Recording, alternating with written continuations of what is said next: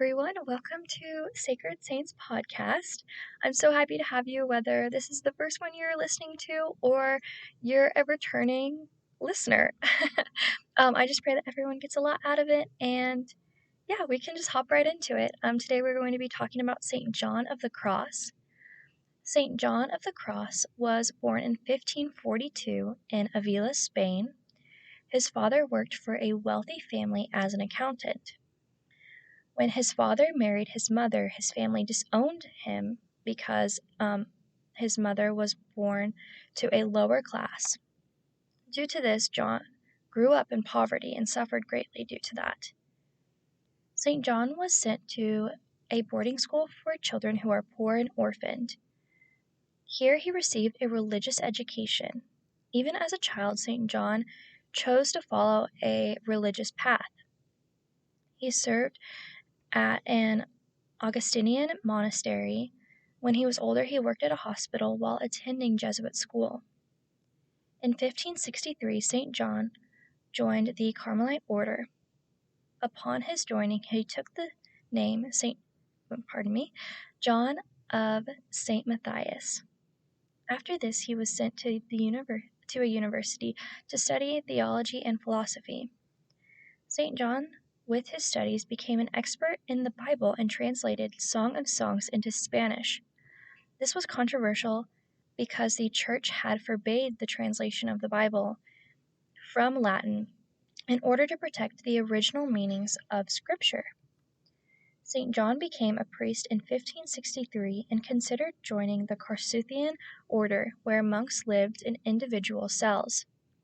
St. John was attracted to a simpler and quieter way of life. Here, he soon encountered Teresa of Avila, a nun, and she asked John to follow her. St. John really enjoyed a strict routine, and so he enjoyed following Teresa's very strict and controlled way of life. Her followers went barefoot, which St. John also really enjoyed. On November 28, 1568, Teresa founded a new monastery. On that day as well, John changed his name to John of the Cross. A few years after that passed, they relocated the monastery to a larger site. They remained there until 1572. In 1572, John traveled to Avila to see Teresa to become her confessor and spiritual guide. He remained there until 1577 while St. John of the Cross was in Avila. He had a vision of Christ that made him create the drawing that's called Christ from Above. Christ from Above still remains in existence to this day. The drawing depicts Christ on a cross looking down on St. John of the Cross from above. Around 1575, issues in the Carmelite order began to spark and create divisions in various monasteries. Teresa and John both sought to restore original rule. This aligned with their love for simplicity and strict rules. In late 1577, John was ordered to leave the monastery in Avila and return to his original house. John chose to ignore this order and stay because his work to reform the order had already been approved and he wanted to see it through. On December 2nd, 1577, some of the people who had disagreed with his reform broke into his chambers and kidnapped him. He was taken to the main house of the order. He was brought before the court and placed on trial for disobedience. He was then imprisoned as a punishment. A cell was made for him in the monastery. It was so small that he could barely lie on the floor. He was only fed bread and water and occasionally scraps of salt fish. Weekly, he was taken into public and lashed. He did have a prayer book and an oil lamp to read. To pass time, he wrote poems on paper that were smuggled to him.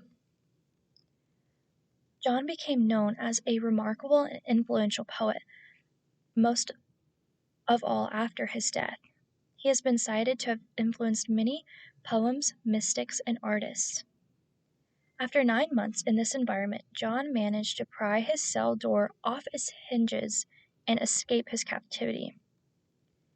he returned to Teresa and spent 6 weeks there in the hospital recovering.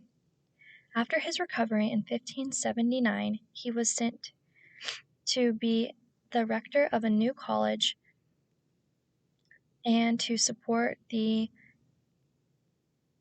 new order of Carmelites. In 1580, Pope Gregory formally authorized the split between the Carmelites and the rest of the order. This ended the rift that the order had been seeing for quite some time. During the last few years of his life, John traveled and established new houses across Spain. In 1591, he became ill with a skin condition that resulted in an infection. This led to his death on December 14, 1591. Shortly following his burial, there was a dispute over where he should be buried. This was solved by the removal of his arms and legs, and over years, parts of his body being placed on display and buried in several places. St. John of the Cross was canonized by Pope Benedict VIII in 1726.